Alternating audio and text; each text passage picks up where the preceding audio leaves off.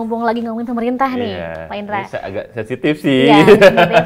Mungkin ada yang ingin Pak Indra sampaikan secara spesifik kepada pemerintah Indonesia, khususnya Kementerian Pendidikan dalam upaya juga untuk memperbaiki pendidikan Indonesia ke depannya. Satu, kita harus menyadari apa yang menjadi tugas pemerintah itu jauh panggang dari api. Jauh dari target. Bahkan saya rapat dengan Bappenas sendiri, dievaluasinya mengatakan memang nggak ada target yang tercapai.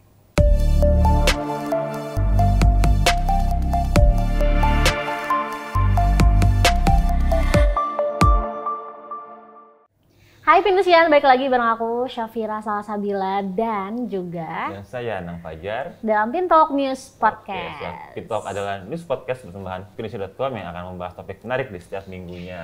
Betul sekali kan, dan hari ini spesial sekali dan masuk segmen serius ya Pintalk kali ini. Deg-degan loh saya. Jangan terlalu serius lah. Nyantai aja apa ya? Isunya serius. Oke, ini kita sedang bersama Bapak Indra Karismiaji selaku pemerhati dan pendidikan Indonesia. Di Indonesia. Gitu. Oke, dan penusian beliau juga merupakan Direktur Eksekutif dari Cerdas atau Center for Education, Regulation and Development Analysis. Seperti itu. Juga lulusan dari Universitas of Toledo, Amerika Serikat di jurusan keuangan dan pemasaran ya Pak ya? Iya, jadi nggak nyambung sama pendidikan. Tuh, saya juga penasaran kenapa dari keuangan dan pemasaran tiba-tiba jadi pendidikan. Praktisi pendidikan. Iya. Mari kita kulik ya, Kita akan ya. dari info lebih dalam dari Pak Indra ini. Betul. Bapak Indra, kan saya gak usah kenalan kali ya, pasti udah pada tahu lah. Banyak banget nama Pak Indra ini berkeliaran di berita-berita. Kalau kita googling udah banyak banget tuh. Kalau di googling tuh udah langsung keluar. Wah, semua tentang pendidikan deh pokoknya. Waktu aku search aja tuh langsung keluar. Pak Indra, banyak banget. Gitu kan. Bagaimana nih Pak? Udah kelihatan gimana jasa beliau. Betul. Pertama-tama terima kasih nih buat teman-teman dari pinusi.com yang mau ngangkat topik pendidikan. Terus terang, dari bicara ke semua media, selalu mengatakan pendidikan itu bukan topik yang menarik. Enggak, ratingnya paling bawah kan gitu. Jadi baru diangkat kalau ada kasus, ada masalah, itu baru topik pendidikan muncul. Dan ini memang menunjukkan kalau kepedulian masyarakat Indonesia itu terhadap pendidikan sangat rendah. Bahkan ada kajiannya. Jadi ada sebuah jurnal di Inggris yang mengatakan salah satu problem kenapa Indonesia itu mutu pendidikannya buruk karena masyarakatnya komplasen. Masyarakatnya nganggap pendidikan tuh ya udah emang harus gitu aja lah, udah baik-baik aja, udah inilah. Jadi mendingan mikirin yang lain kan begitu. Jadi terima kasih pinusi.com udah mau diskusi tentang pendidikan. Saya usahakan tidak seserius apa karena itulah selalu kan ngomong pendidikan bayangannya guru, kepala sekolah nanti dihukum ngasih tugas kan mereka mikirnya selalu begitu. Jadi udah takut duluan kan, udah malas duluan kan karena selalu banyak nih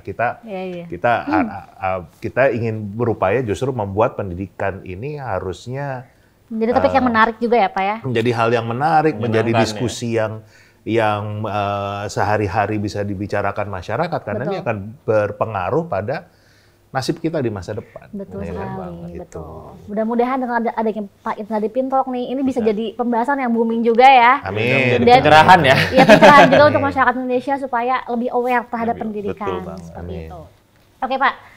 Begitupun aku dan mungkin pendidikan di rumah penasaran, bagaimana sih awalnya Pak Indra bisa menjadi seorang pemerhati dan praktisi pendidikan?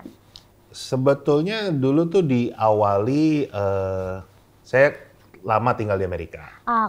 Kerja di sana, kerja tuh udah enak lah, udah punya rumah, menikah juga di sana. Pokoknya udah kalau buat pribadi udah tercover lah. Menikah di sana juga? Menikah di sana. Ketemu di sana juga.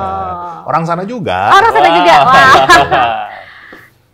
Tapi pada saat itu ini kan setelah Krismon ya. Jadi awal-awal tahun 2000-an itu tiap kali kita baca berita tentang Indonesia itu nggak pernah berita yang positif. Ya kan? Karena waktu itu memang kondisinya kan reformasi dan lain sebagainya. Stabil lah ya kan. Sangat tidak stabil dan justru disitulah yang tergerak buat saya untuk apa sih yang bisa saya lakukan Ya. buat Indonesia gitu. Dan itu saya dibodoh-bodohin sama teman-teman saya semua. Karena tadi kan pekerjaan udah enak, Iya. hidup udah enak, Udah mapan lah ya semua. udah mapan gitu. Bahkan aku sempat baca juga katanya gaji Pak Indra tuh di sana dulu ya, zaman dulu tuh udah 500 juta per bulan. Udah nyaman Lumayan banget lah ya. lumayan. Itu betul nggak Pak? Lumayan. Betul lah ya. Tahun Per 2000 bulan. awal. Iya. Tahun 2000 awal kan gitu. 2000 awal. Wah. Ya ya makanya kalau buat sendiri Iya, udah udah enakan enak di ya. sana lah. Makanya saya juga dibodoh-bodohin sama teman saya. Mereka mengatakan begini, ngapain sih pulang? Hah? Negara lagi kacau balau begini, kamu malah nanti nggak jelas nasibnya Iya. gimana. Mendingan nanti pulang kalau Indonesia udah beres. Oke. Oke. Tuh, teman-teman ngomong gitu. Justru di situ saya malah berpikir lagi. Ini kalau anak-anak Indonesia didikan luar negeri, semuanya berpikir nunggu Indonesia beres baru pulang, pertanyaannya siapa yang mau beresin Indonesia? Nah, betul, Ya betul, kan? betul, betul. Siapa yang mau beresin Indonesia kan? Karena semuanya milih di luar negeri. Iya. Kan harus ada orang yang datang membereskan Indonesia dengan ilmu yang Dapat. dipelajari dari luar kan, itu yang dibawa.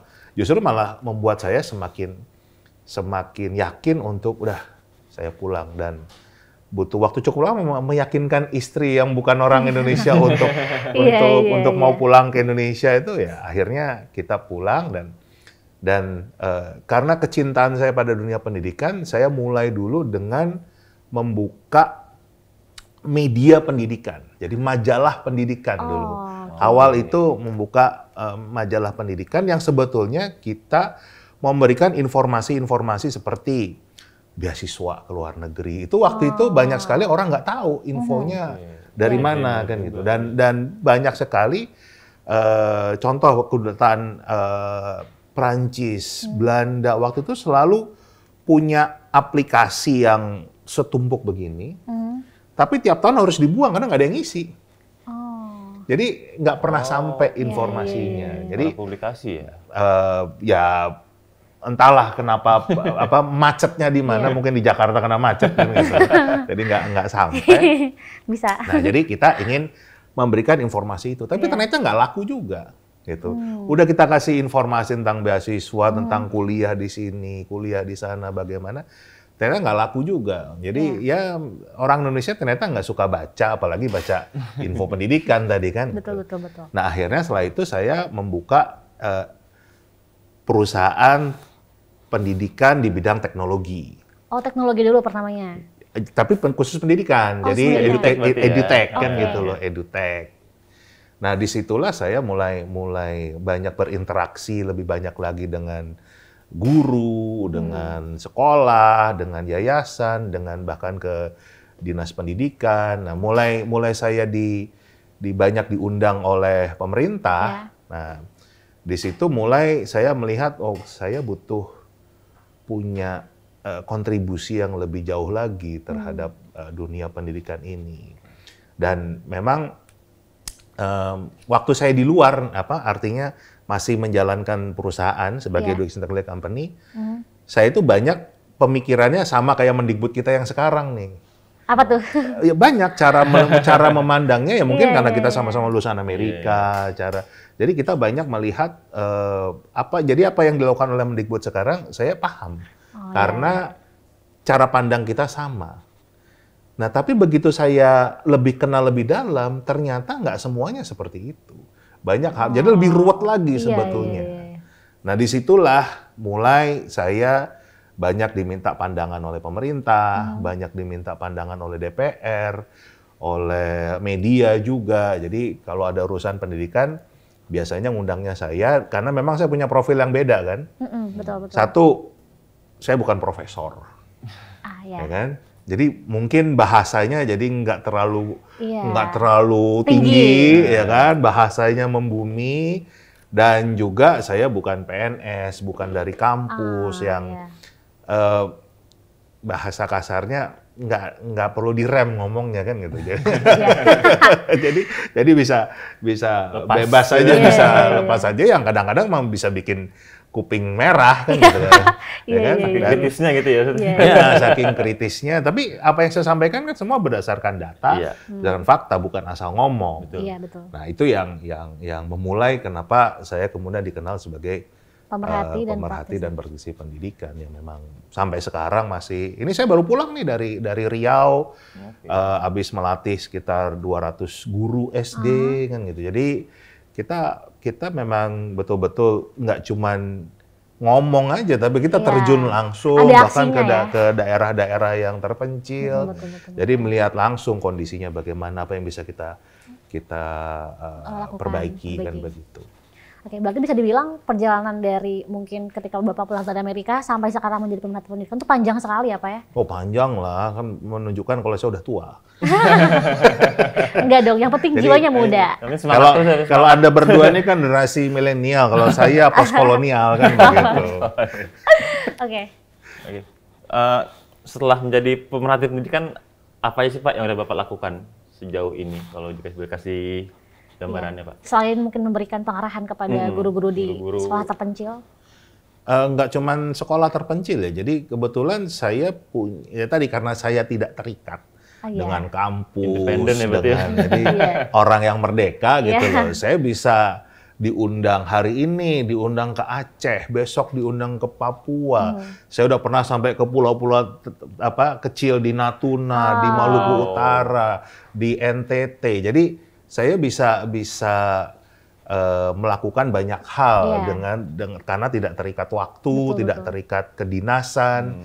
Dan itu yang saya juga selalu ditanya, kenapa Pak Indra nggak bikin sekolah sendiri? Oh, iya. Jawaban saya adalah, kalau saya bikin sekolah sendiri, yang saya pikirin adalah sekolah saya. Tapi kalau sekarang saya bisa mikirin sekolah dari ujung barat ke ujung timur, ujung utara, ujung selatan. Iya, Apa yang bisa kita lakukan, kita bantu di sana. Nah itu yang saya terjun sendiri ya, kebutuhan apa yang bisa saya bantu, saya diminta oleh sekolah di sana, pemerintah daerah di sana. Termasuk di pusat saya sering diundang oleh pemerintah dari berbagai kementerian, yang nggak cuma Kemendikbud aja. Akhir-akhir ini sudah nggak pernah diundang Kemendikbud lagi karena banyak bertentangan kan dengan Iya. Mendikbudnya banyak. Karena tadi saya paham apa yang mereka lakukan karena saya dulu mikirnya juga gitu. Iya. Tapi sayangnya mereka nggak mau mempelajari lebih jauh lagi sebetulnya kondisi problematikanya di mana. Oke. Tapi di kementerian lain, di DPR sering diundang, di Lemhanas, di Wantanas, bahkan sampai ke Bappenas juga diminta masukannya, pandangannya. Media-media juga rata-rata kalau bicara tentang pendidikan, ya kalau mau bertanya yang cukup kritis, saya diundang. Tapi kalau ingin ngerem-ngerem, saya aman ya? pengen aman, jangan Indra yang ngomong. Oke, cari aman ya Pak ya. Ya. Oke, Bapak, kalau boleh tahu, kan saya juga penasaran ya, dan orang pemirsa di rumah juga mungkin, Pak Indra tuh selain jadi praktisi dan juga pemerhati pendidikan tuh apa saja sih yang dilakukan? Mungkin selain itu aktivitasnya. Di luar menjadi pemerhati pendidikan. pendidikan ini. Iya, jadi suami dan jadi bapak lah. Oh, jadi Family suami man. yang baik ya, family man. Family man. Sebisa mungkin. Iya. Nah, tapi ya memang saya ini kan suami dan bapak yang jarum. Jarang di rumah. Jarang di rumah. Karena tadi Iya, kan iya. keliling Indonesia Iya, kan. iya, Jadi ya kadang-kadang malah anak saya kalau saya lama di rumah, mereka yang bertanya, Aneh ya. kok nggak kemana-mana kan gitu. Iya, iya, Jadi buat mereka malah aneh. Jadi Iya. hidup saya udah saya fokuskan untuk pendidikan. Iya. Karena sebetulnya harus diakui nggak banyak tadi orang yang mau terjun di pendidikan. Betul sekali. Pendidikan itu bukan suatu yang glamor, beda misalnya dengan perbankan, Ya. dengan media, itu kan glamor. Iya. Pendidikan sangat tidak glamor, sangat ya kita bicara apalagi kalau daerah-daerah terpencil ya. Iya. Sekolah yang tiba-tiba kambing masuk ikut belajar masih banyak. Iya, Ya kan? iya. Yang lantainya tanah masih banyak, Iya, yang nggak ada listrik masih banyak. Itu sekolah kita, itu dunia pendidikan kita, dan itu yang sebetulnya ada ketimpangan kan, Iya. yang harusnya semua rakyat Indonesia dimanapun mereka berada punya hak yang sama. Betul. Itu Padahal salah justru satu. pendidikan adalah dasar juga ya Pak ya, dasar untuk kita mungkin menjalani hidup yang lebih baik lagi. Sudah ada Menjalannya kajiannya juga. di Lemhanas. Kebetulan teman saya juga yang membuat kajiannya, kita sering diskusi. Sudah terbukti ada kajiannya yang menunjukkan kalau kualitas pendidikan itu akan berpengaruh pada kesejahteraan. Ya, jadi Betul-betul. Indonesia ini salah satu negara yang tingkat kemiskinannya itu paling lama. Jadi naik peringkatnya itu lama banget dan itu Iya. ternyata karena kualitas pendidikannya Iya, betul. salah satu yang terburuk di dunia. Makanya orang-orang seperti saya ini jarang. Iya. Makanya kita lebih butuh lagi orang-orang yang mau terjun di dunia pendidikan supaya pendidikan kita bisa maju. Karena semua permasalahan di Indonesia ini sebetulnya ujungnya di pendidikan kok. Iya, betul. Kalau mau jujur, contoh. Kita kan sering dengar nih bahasanya pemerintah Indonesia itu banyak sekali kasus-kasus intoleransi. Contoh ya, intoleransi. Iya. Nah, Helen Keller, salah satu tokoh dunia, dia wanita buta dan tuli yang pertama kali punya gelar sarjana, pernah mengatakan, hasil tertinggi dari pendidikan adalah toleransi. Berarti kalau di Indonesia intoleransinya Masih tinggi, tinggi, berarti pendidikannya mutunya buruk. Iya, iya. Ya kan? Itu satu. Kemudian ingat nggak waktu harga BBM naik, Iya. ya kan? Itu di Kompas muncul artikel yang buat saya gondok sih kan begitu. Di situ mengatakan harga BBM naik karena kita sangat tergantung impor BBM dari Singapura. Oh, iya. Nah, menariknya Singapura itu nggak punya minyak sama sekali. Iya. Ya kan? Sedangkan Oke. Indonesia Iya. adalah negara penghasil Penghasil minyak. minyak. Betul. Ya kan? Aneh nggak? Negara penghasil minyak Tapi impor dari luar. bergantung dari negara yang nggak punya minyak minyak. sama sekali. Iya, iya, iya, iya. Kan jadi kemungkinan dua tuh, orang Singapurnya pinter banget, atau kitanya yang bodoh banget nih. Iya. Kan kuncinya di pendidikan. Iya, iya, betul, Gitu. betul, betul. Nah itu salah satu beberapa hal lah yang membuktikan kalau memang kita butuh banyak perubahan, kita butuh banyak perbaikan dalam dunia pendidikan kita. Oke. Tapi kalau bicara soal dasar yang mendasari Pak Indra untuk peduli sama dunia pendidikan tuh apa sih Pak? Memang panggilan sih ya. Jadi dari kecil itu ya ada ketertarikan pada dunia pendidikan. Walaupun memang saya belajarnya bisnis. Karena itu kan kalau kita bicara orang tua itu dulu kayaknya hampir nggak ada yang ingin anaknya jadi guru. Iya. Betul. Apalagi orang tua saya, bapak ibunya adalah guru. Gitu. Bayangin, gaji guru zaman itu anaknya 11. 11. Iya, Ya zaman kan? dulu ya. Gitu. Jadi dulu di keluarga kami bisa makan daging seminggu sekali aja udah hebat. Gitu. Karena ya guru-guru itu miskin, guru-guru itu penghasilannya sangat rendah dan tentunya orang tua saya juga, apalagi saya pergi kuliah di luar negeri kan bayangannya akan di bidang yang lain kan gitu. Iya. Jadi sebetulnya saya tahu bapak saya sendiri agak-agak gimana dengan saya terjun di pendidikan ya karena Jadi awalnya tidak setuju, Pak? ya wajar lah kan Iya. kan bayangan beliau ya mungkin saya akan kerja di perbankan kali, Iya. kerja di mungkin di perusahaan IT atau Iya. apa kan di startup atau apa. Tapi saya malah milih jalan yang di pendidikan. Tapi ya beliau ya nggak bisa menyalahkan juga karena kan darah pendidik ngalir di Darahnya beliau juga ya? iya karena Legacy.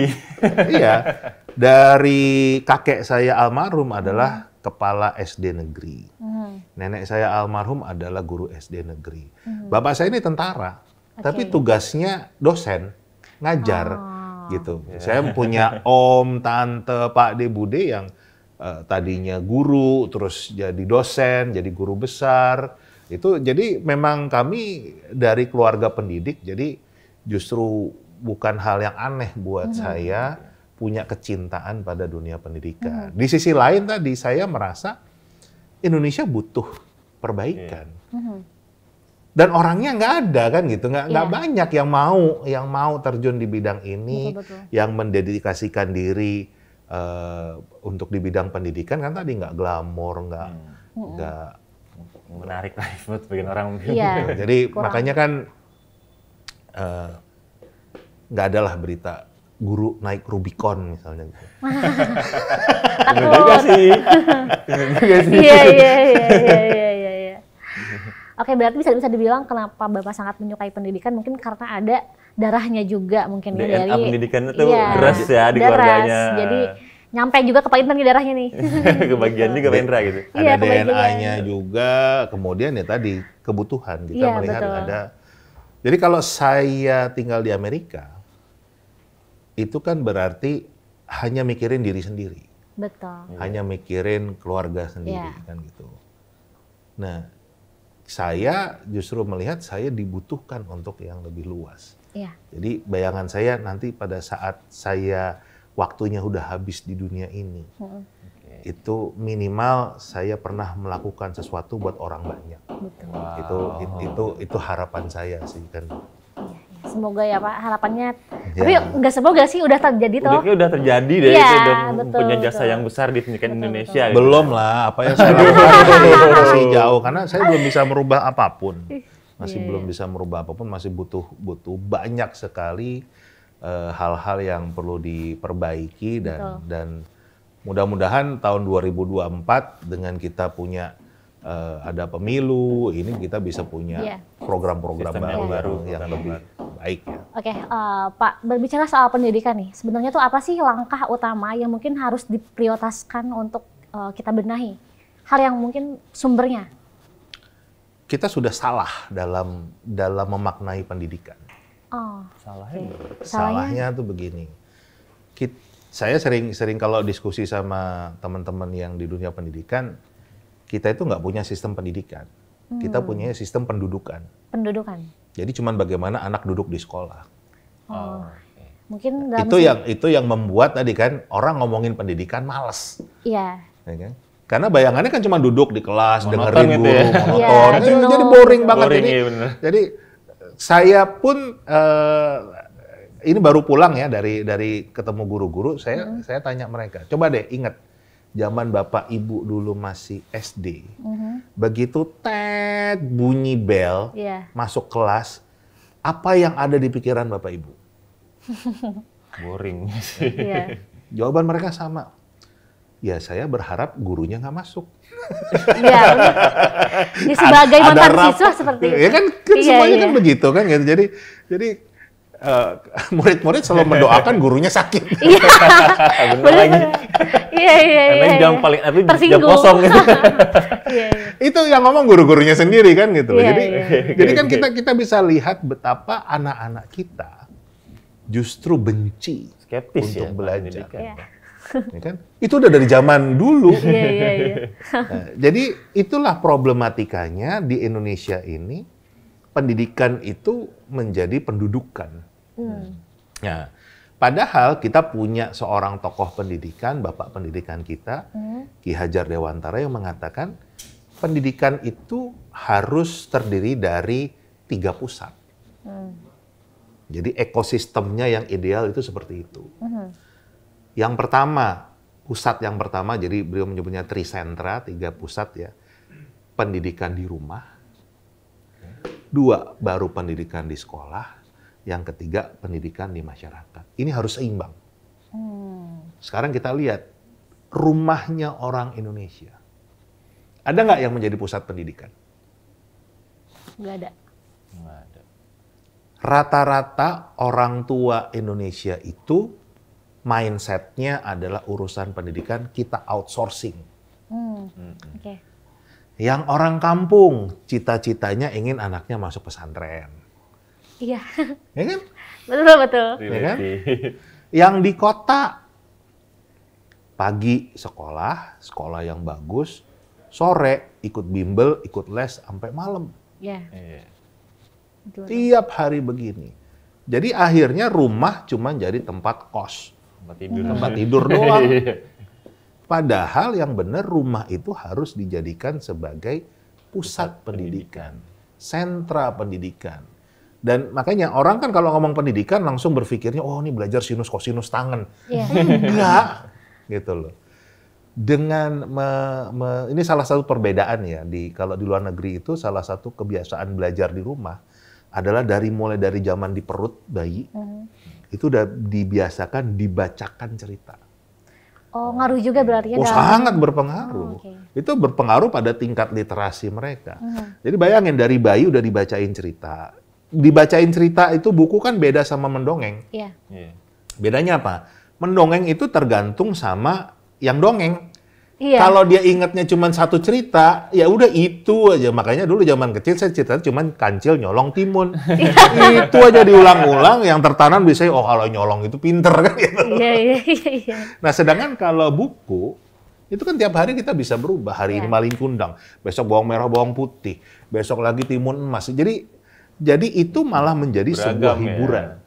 Iya. Iya. Nah, kalau mereka terhibur dengan buku, kan akan muncul kecintaan terhadap buku. Iya, betul. Itu loh perbedaan dasarnya. Gitu. Itu perbedaan dasarnya. Nah, Indonesia tuh salah. Saya juga bicara dengan, kan pemerintah tuh punya namanya Gerakan Literasi Nasional. Iya. Gerakan Literasi Nasional tuh intinya adalah memaksa anak di sekolah untuk membaca buku 15 menit sebelum pelajaran dimulai. Oke. Saya tanya sama guru-gurunya, terutama ibu-ibu, saya tanya gini. Saya kan ngomongnya, ya tadi lah, muridnya kan nggak bisa Independen lah ya menurutnya. Saya tanya, ibu-ibu, kalau suruh pilih, Anda milih suka sama suka, atau milih diperkosa? Wow. Suka sama suka lah ya. Hah? Iya. Semua kan ngomong, ya pasti suka sama suka lah Pak. Terus kenapa Anda memperkosa anak Anda? Dengan paksaan itu. Setiap anak dipaksa, yang timbul bukan kecintaan pada buku, kecintaan pada belajar, adanya kebencian. Tekanan ya. Betul. Tekanan juga ya. Ya kan, udah keliru kan kita dalam memaknai pendidikan kan. Jadi kita tidak menumbuhkan kecintaan terhadap buku, terhadap belajar. Bagaimana muncul keingintahuan kan sebetulnya yang dimunculkan dengan model pendidikan di rumah, membacakan cerita itu kan keingintahuan. Betul. Iya. Betul. Dengan keingintahuan itu anak mau cari terus, ini apa? Iya. Nah itu kan belajar kan Betul, gitu loh. betul. Jadi mau cari jawabannya.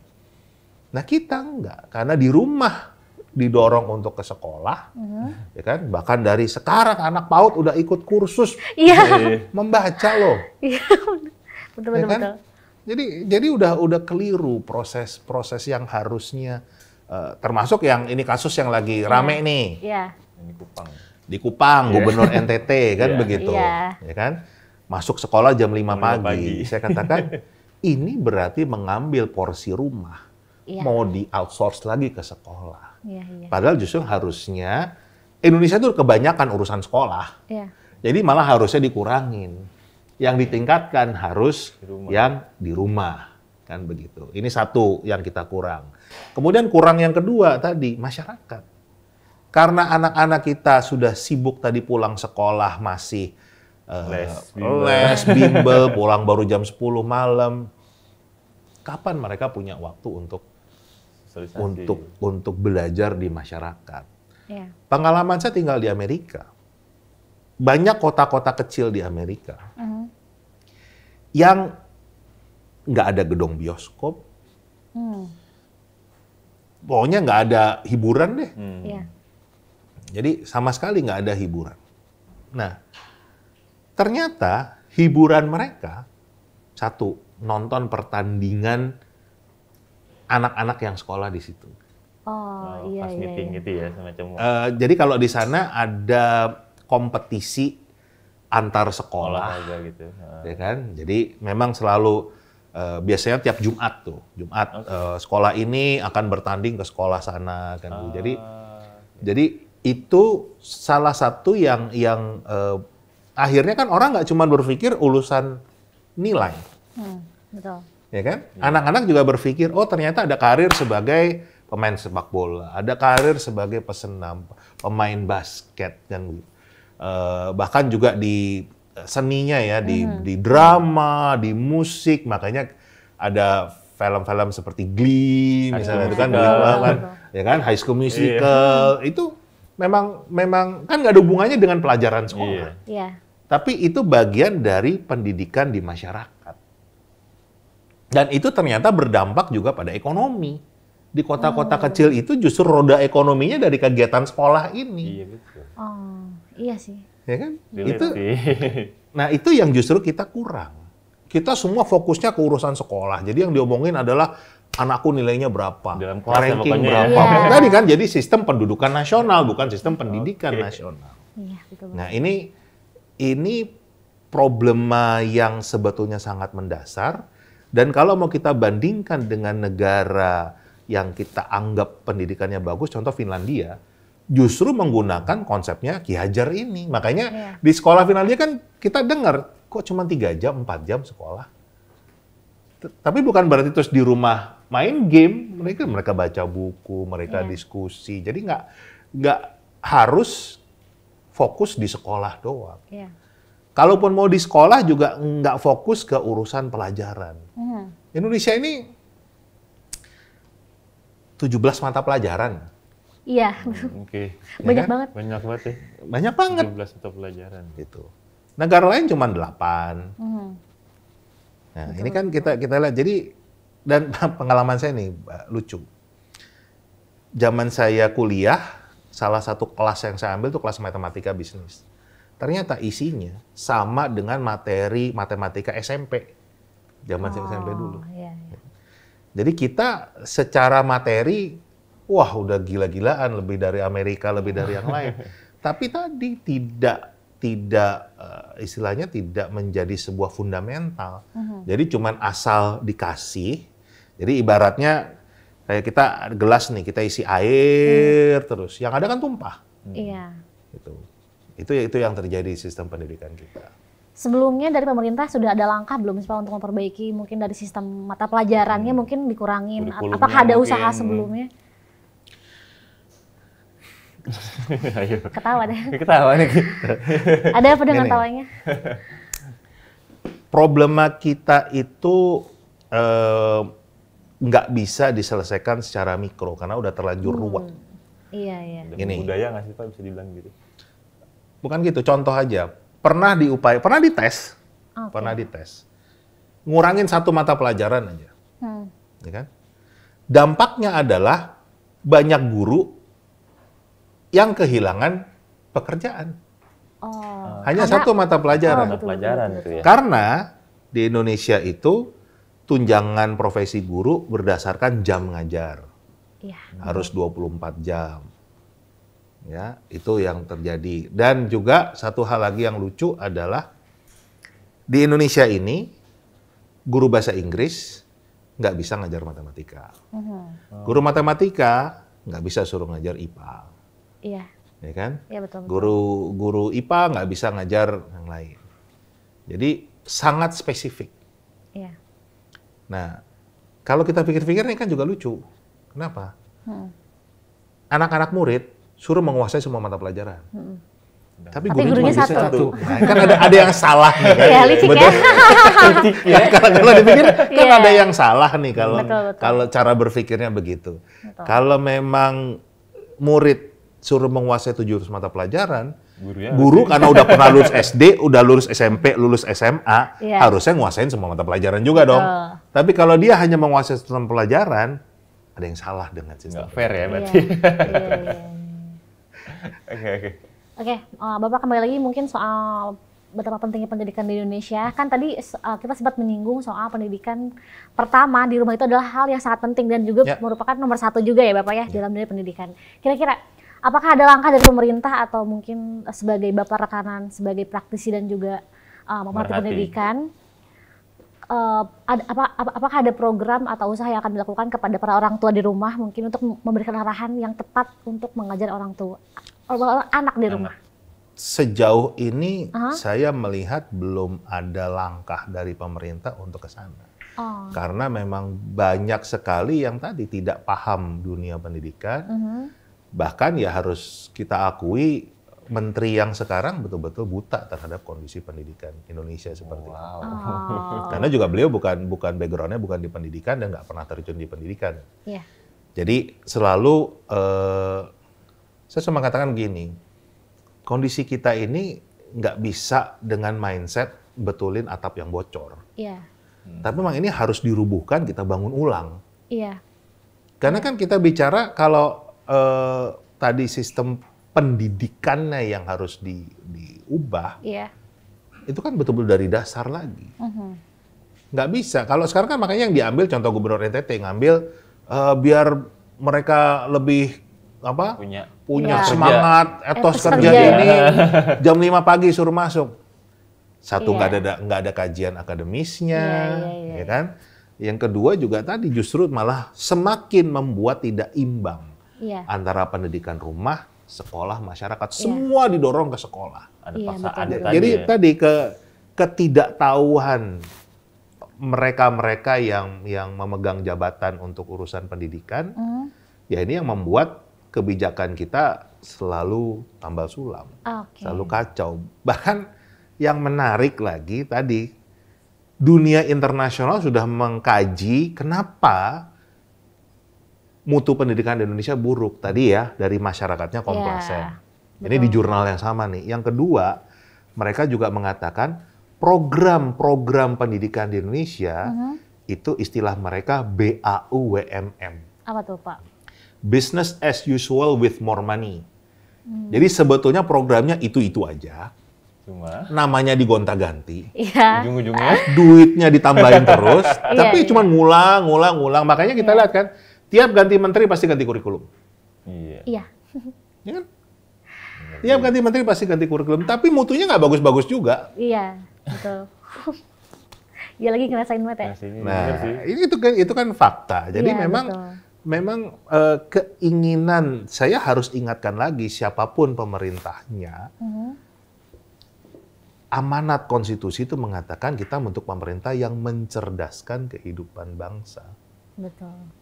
Kalau sekarang justru kajian Bank Dunia itu menunjukkan justru sekolah di Indonesia bukan tambah pinter, tapi tambah bodoh. Betul. Nah, ini kan harus ada, jadi nggak bisa solusinya tuh hanya mikro. Solusinya harus betul-betul kita rubuhkan, kita bangun lagi. Betul. Apakah masih mungkin Pak melakukan membangun ulang itu? Ya harus dong. Kalau nggak, amanat konstitusi nggak pernah tercapai. Anggaran pendidikan kita sudah 612 triliun per tahun sekarang. Tapi level membaca orang Indonesia di level buta huruf secara fungsi. Functionally illiterate. Jadi mengatakan orang Indonesia itu kalau dikasih bacaan bunyi.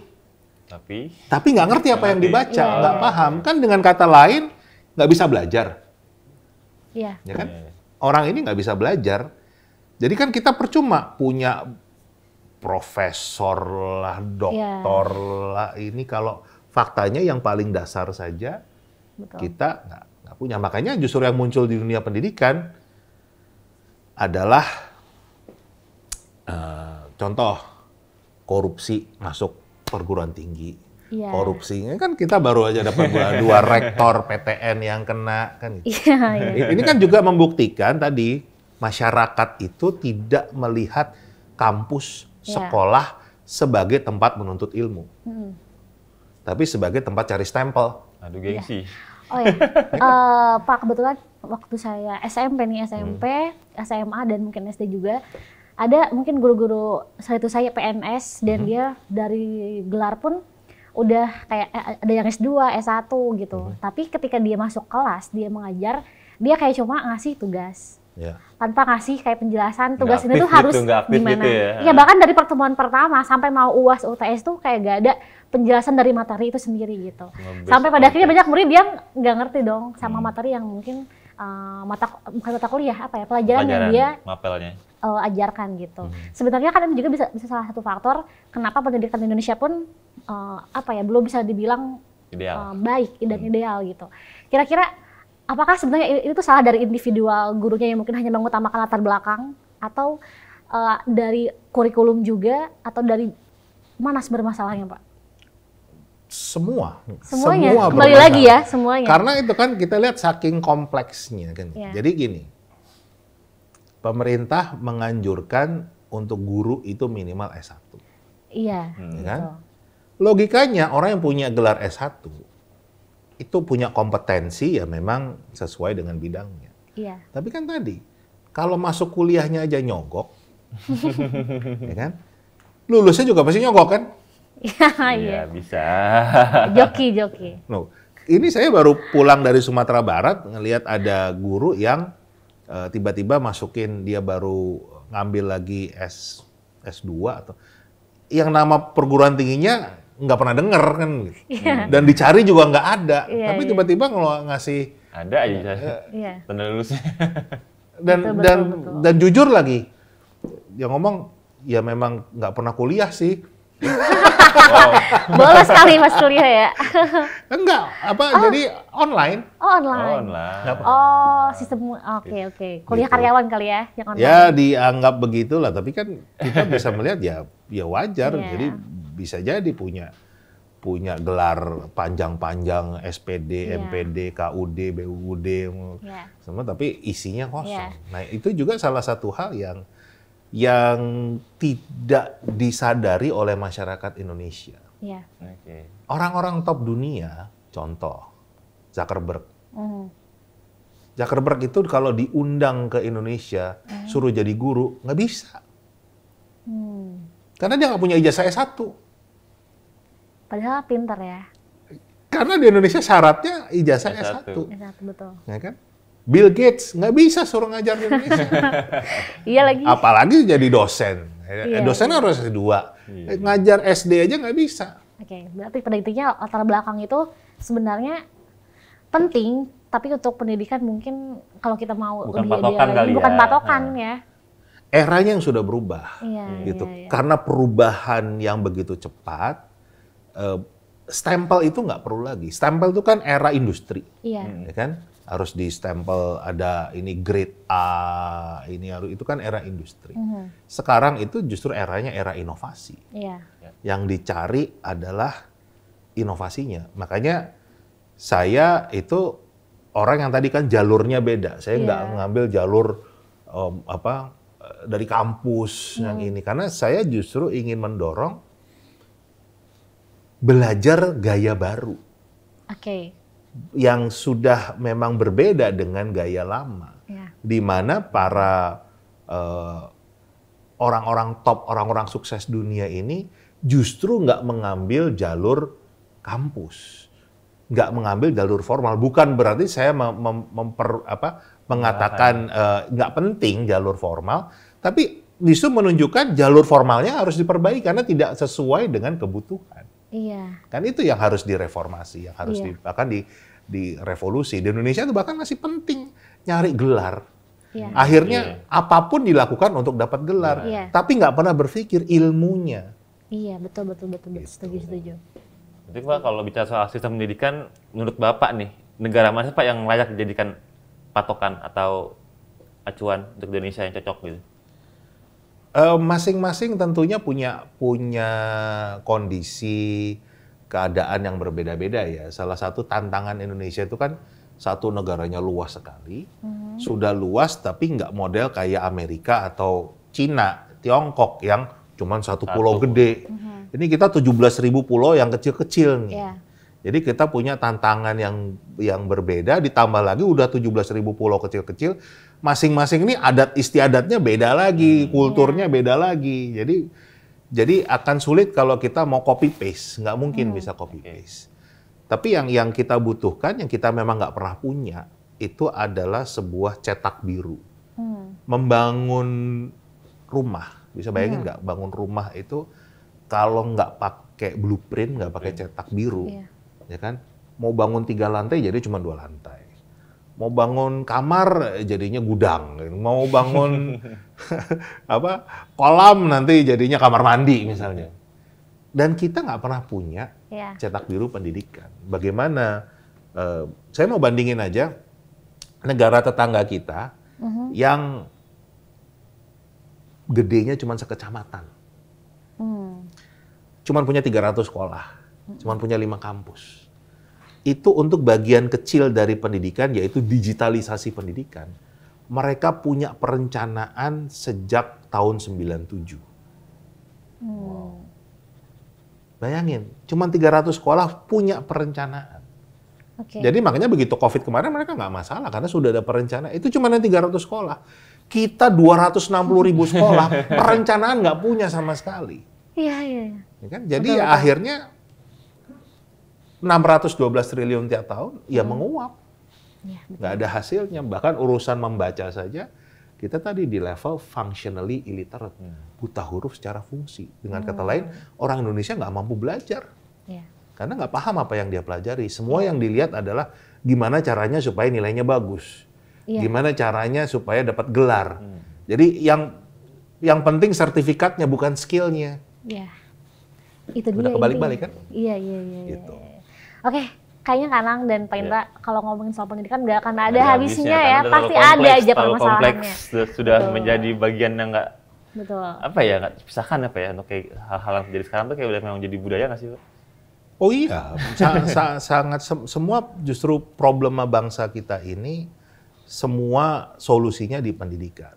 Contoh deh, yang juga apalagi kita mendekati musim politik nih ya. Kita bisa lihat betapa mudahnya bangsa ini diadu domba. Iya. Betul. Mau pakai istilah cebong lah, mau istilah kadrun lah, kampret lah, intinya adalah orang Indonesia berantem dengan orang Indonesia juga. Apa bedanya dengan VOC? Iya, betul. Ya kan? Jadi politik yang dipakai sejak 500 tahun yang lalu masih berhasil dipakai hari ini. Apakah itu indikator bangsa yang cerdas? Iya, betul. Ya kan? Coba kita nilai. Kalau itu bangsa yang cerdas, harusnya nggak mau diadu domba. Orang dari sekolah juga diajarin, Belanda itu ya kan, menjajah kita karena kita diadu domba. Contoh, Sultan Hasanuddin tuh perangnya dengan Arung Palaka, Sultan Bone, kan begitu? Iya. Tapi kita nggak belajar sampai hari ini masih mau aja diadu domba. Iya sih, betul. Berarti kembali lagi kepada orangnya juga ya Pak ya, dan budayanya yang ada di Indonesia. Kalau menurut saya tadi, karena yang harus diingat adalah mencerdaskan kehidupan bangsa berada di pundak pemerintah. Jangan sampai kita bergeser mengira kalau ini adalah tugas masyarakat. Kita sendiri enggak. Tugas pemerintah. Justru itu saya termasuk, makanya suka dianggap nyinyir kan. Saya gini deh. Lagu kebangsaan kita, jelas syairnya. Bangunlah jiwanya, bangunlah badannya. Pendidikan kan? Iya. Kan syairnya bukan bangunlah kereta cepatnya, bangunlah ibu kotanya. Iya. Betul. Oke. Deg-degan. Tapi nggak sih?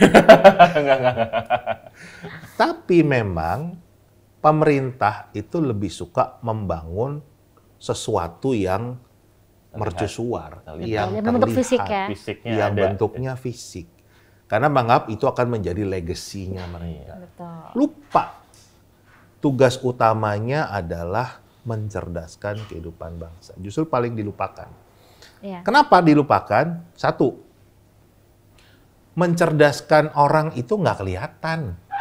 Gimana kelihatannya?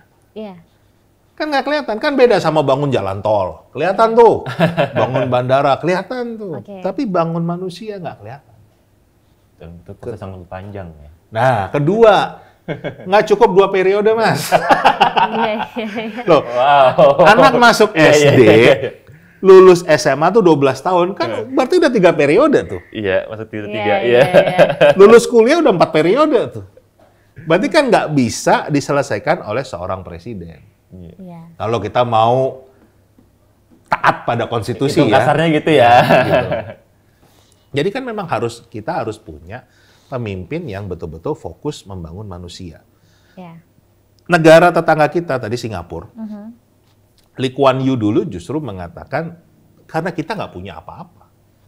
Singapura nggak punya apa-apa, nggak punya kekayaan alam sama sekali, nggak punya apa-apa. Jadi mereka bangun betul-betul adalah SDM-nya. Dan Lee Kuan Yew mengatakan untuk kita bisa membangun SDM di masa depan yang unggul, kita harus menyiapkan SDM terunggul saat ini untuk mendidik mereka. Oke.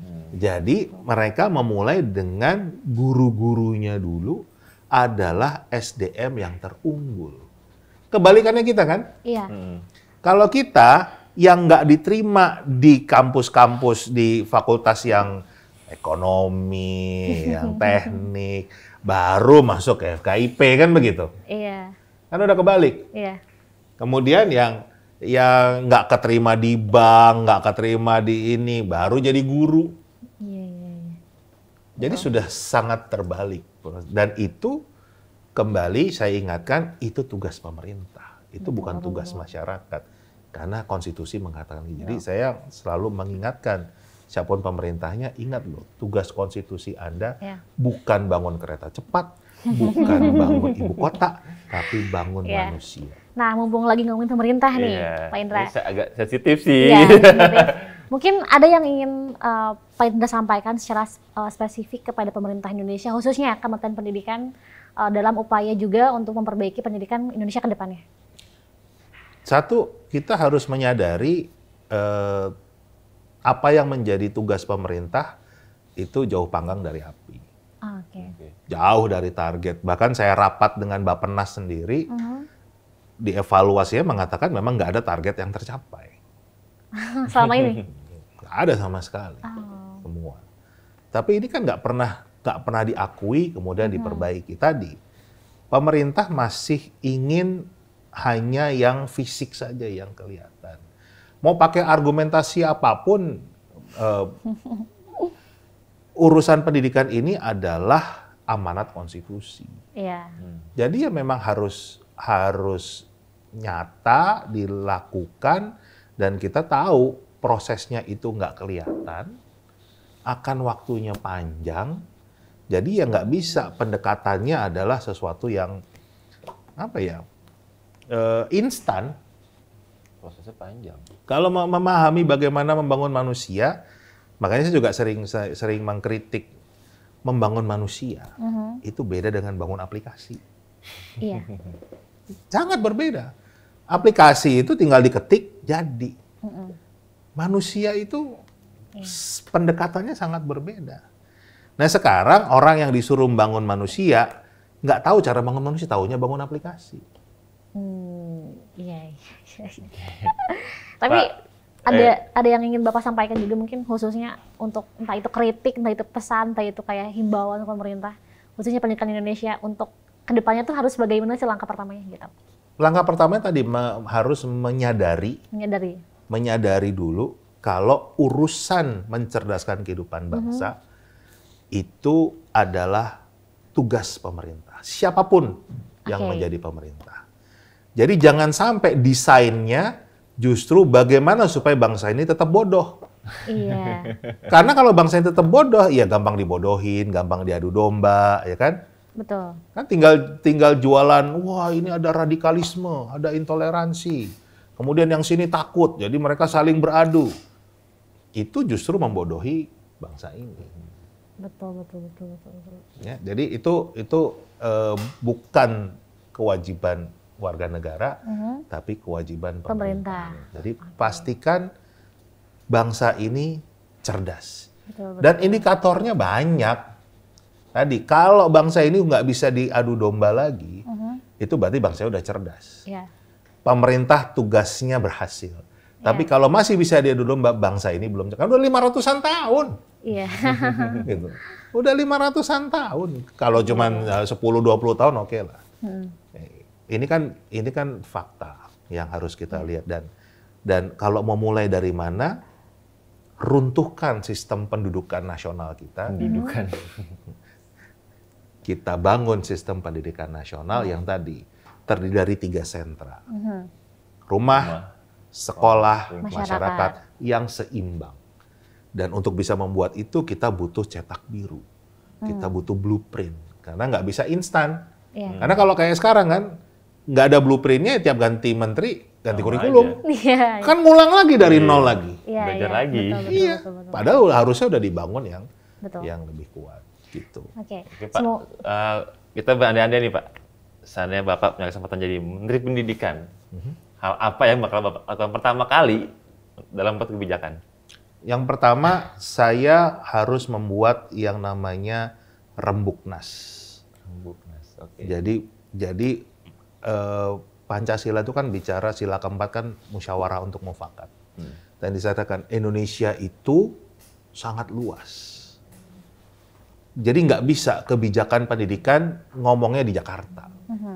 Tapi harus yang di Papua terwakili, yang di Aceh terwakili, yang di Miangas terwakili, yang di Rote terwakili. Jadi harus ada rembuk nasional, bagaimana semua pihak ini dari agama, dari suku, dari adat, dari bahkan misalnya masyarakat yang disable, ya kan? Itu juga terwakili, itu bicara gimana kita mau bangun SDM Indonesia ke depan. Betul. Disitulah kita mulai menyusun yang namanya Cetak Biru Pendidikan Indonesia yang dibuat bersama-sama. Jadi bukan pemerintah yang buat, bukan rezim, tetapi semua ikut berpartisipasi, sehingga semua juga akan mengawal ini, karena tahu ini adalah produk kita bersama, untuk kita buat, kita kawal. Karena tadi kan saya katakan, ini nggak akan bisa selamanya. Kalau misalnya saya ditunjuk jadi Menteri Pendidikan, paling 5 tahun, mentok-mentok 10 tahun.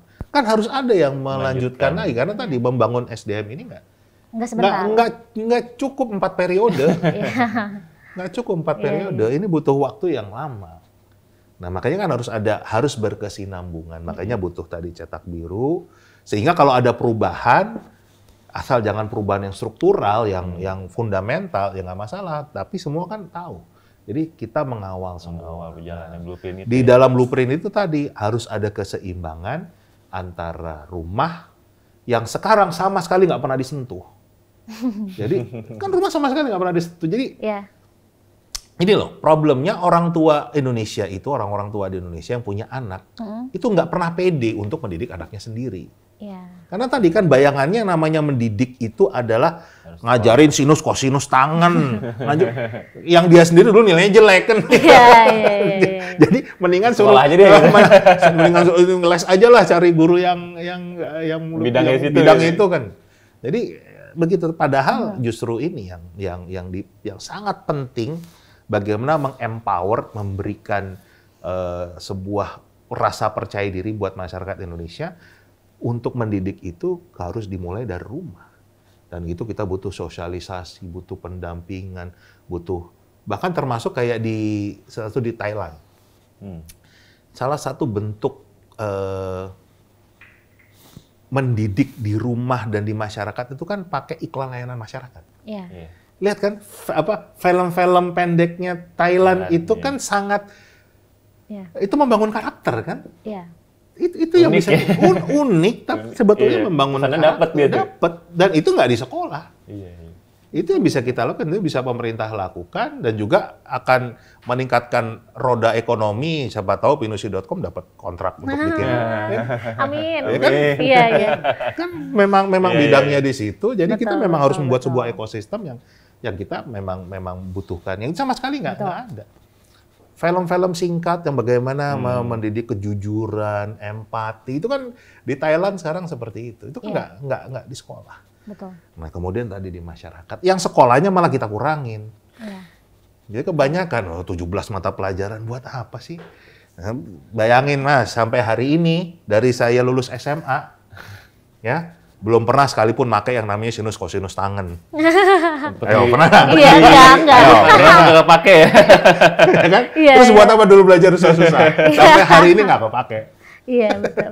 Kalau dari Bapak udah pernah ke semua kota di Indonesia yang Belum lah. ya terlampau. dari Terlampau. pengalaman Bapak aja deh, yang keadaan yang paling memilukan tuh di mana sih Pak? Banyak tempat yang kalau kita bandingkan dengan Jakarta ya sangat memilukan. Banyak tempat, jadi kita nggak bisa hanya menunjuk satu tempat. Gitu. Bahkan di Jakarta sendiri tempat yang memilukan yang Masih banyak ini ya? juga Banyak masih ya? ada. Gitu. Masyarakat miskin itu masih ada. Iya, betul. Oke, Pak, kayaknya ini durasinya udah lama banget ya. Karena emang bahasannya Karena ya nggak seperti cukup biasa, sejam nih. nggak cukup. Bahkan mungkin untuk berhari-hari pun kayaknya nggak akan ada habisnya diobrolin. Karena Ya, Iya, mudah-mudahan iya. nggak Betul. membosankan nih. Mudah-mudahan Iya, apa kan mudah-mudahan. tadi dari awal udah tegang dulu tuh. Iya. Ngomongin pendidikan kan selalu waduh ini boring Iya, ini ya. betul, Mudah-mudahan ya, enggak lah kan. Enggak, dan Iya. jadi banyak pandangan baru dari Pak Indra ini tentang Betul pendidikan ya. sekali, Nyata memang betul. ya seperti itulah adanya di Indonesia, Betul. dan kita perlu apa aja nih yang harus kita lakukan buat lebih baik ke depannya gitu ya Pak ya. Dan semoga lagi nanti kita akan ada kesempatan berdiskusi lagi ya Pak ya. Iya dong. Amin. Untuk membahas lebih dalam lagi. Kita butuh sih, makanya tadi untuk meningkatkan awareness Iya. bagaimana masyarakat mulai lebih mau terjun Betul. mengambil porsi untuk mendidik. Pemerintah juga betul-betul tidak menyepelekan pendidikan, menganggap udah itu gampang. Iya. Kita butuh bantuan teman-teman media Betul. untuk terus menyuarakan. Dengan senang hati, Senang Pinusi hati. akan membantu. Seperti itu. Oke, Pinusian, itu dia mungkin ya podcast kita pada episode kali ini. Iya. Panjang sekali ya Kanang, dan Sangat khususnya spesial sekali. menarik topiknya. Betul. Kita dari Pinusi mengucapkan terima kasih juga kepada Pak Indra Sama-sama. yang Sudah sudah datang Pak hadir. Indra, sudah memberi pandangannya Betul. yang mungkin memang harus didengar oleh pemerintah. Iya nggak sih Pak? Di Amin. tengah kesibukannya Iya. menyempatkan waktu hadir di Pintalk. Semoga Bapak jangan kapok ya hadir di sini. Pastinya. Semangat enggak. terus buat memperjuangkan Betul. pendidikan Indonesia lebih baik ya Pak ya. Siap. Betul. Terima kasih nih Pinusi. Oke, sampai jumpa lagi di episode selanjutnya. Bye-bye.